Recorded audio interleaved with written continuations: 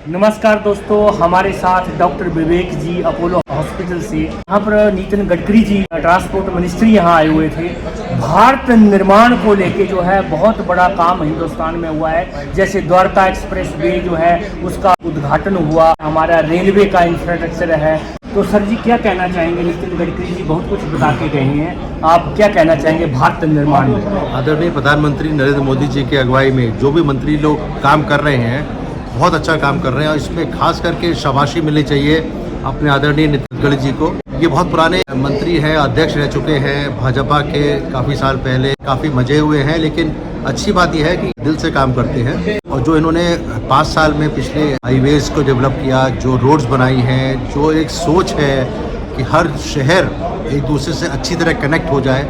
अगर आप डिस्टेंस को कम कर देंगे, डिस्टेंस कम तो नहीं कर सकते, उसका ट्रैवलिंग टाइम कम कर सकते हैं। देखिए, दूरी लखनऊ से दिल्ली उतनी ही रहेगी, दिल्ली से श्रीनगर उतनी ही रहेगी, कन्याकुमारी से श्रीनगर उतनी रहेगी, लेकिन दूरी को कम करने का मतलब होता है कि इतने बढ़िया आप हाईवेज बना दीजिए कि समय कम लगने लगे। इस हिसाब से जो हाईवेज डेवलप हुए हैं, मैं बधाई देता हूं नरेंद्र मोदी जी की सरकार को और आदरणीय नितिन गडकरी जी को कि उन्होंने अपने अच्छे कामों से करा है। ये कॉन्क्लेव के दौरान हमने और जाना उनकी बातों से कि उन्होंने और क्या क्या काम आगे प्लान किया हुआ है। तीसरा चरण जो आएगा मोदी जी की अगुवाई में, उसमें और क्या क्या करेंगे वो भी पता लगा। अभी हमारा भारत पूरी तरह विकसित नहीं हुआ है, विकसित होने में समय लगेगा। मैं फ्रांस में काम करता था, मैंने यूरोप के हाईवेज देखे हैं, मैंने खुद गाड़ी चलाई है अमेरिका में, यूरोप में।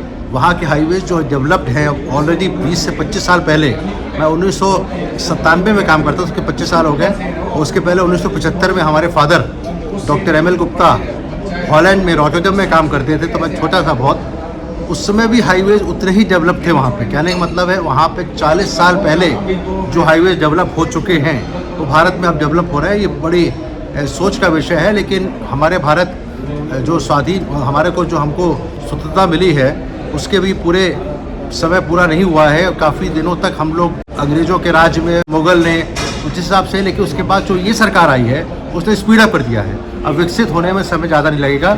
मुझे लगता है कि आदरणीय मोदी जी ने 2047 का समय रखा है। मैं उसके पहले ही सोचता हूँ कि शायद आगे के 10 साल बाद हम लोग विकसित हो जाएंगे, कम से कम रोड्स और हाईवेज के मामले में। आज़ादी का अमृत महोत्सव काल चल रहा है और 25 साल जो है हमारे 100वें काल को मनाने में, जब हम 100वां आज़ादी का साल बनाएंगे, सेलिब्रेट करेंगे।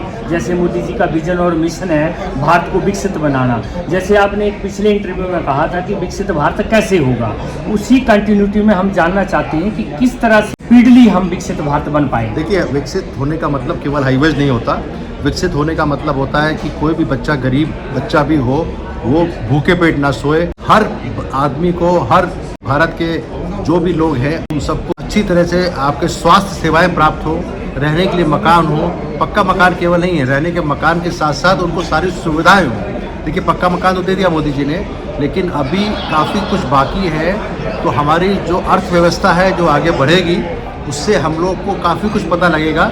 लेकिन विकसित भारत केवल हाईवेज नहीं है, highways is one part. Second is, मैंने बताया कि स्वास्थ्य सेवाएं सबको मिलनी चाहिए, सबको।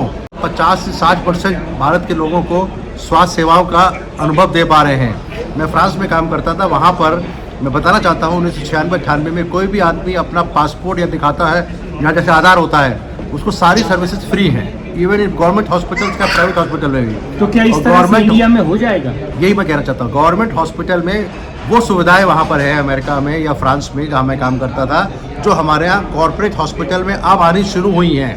कहने का मतलब है कि हमारा primary health centre rural areas में, जो हमारे सेकेंडरी हेल्थ सेंटर्स हैं, जो हमारे डिस्ट्रिक्ट हॉस्पिटल्स हैं, उस सब में सारी स्वास्थ्य सेवाएं जब उपलब्ध हो जाएंगी हमारे यहाँ, तब हम कहेंगे भारत विकसित हो गया है। इसका मतलब 25 साल लगेंगे विकसित होने में। तो बहुत बहुत धन्यवाद, आपने इस तरह से जो है बातें बताई हैं हम जनता के लिए, सरकार के लिए। Thank you very much sir, बहुत बहुत धन्यवाद। नमस्कार दोस्तों, नई शख्सियत के साथ दोबारा मुलाकात करेंगे। जय हिंद, वंदे मातरम, जय Bharat. Thank you so much, thank you so much.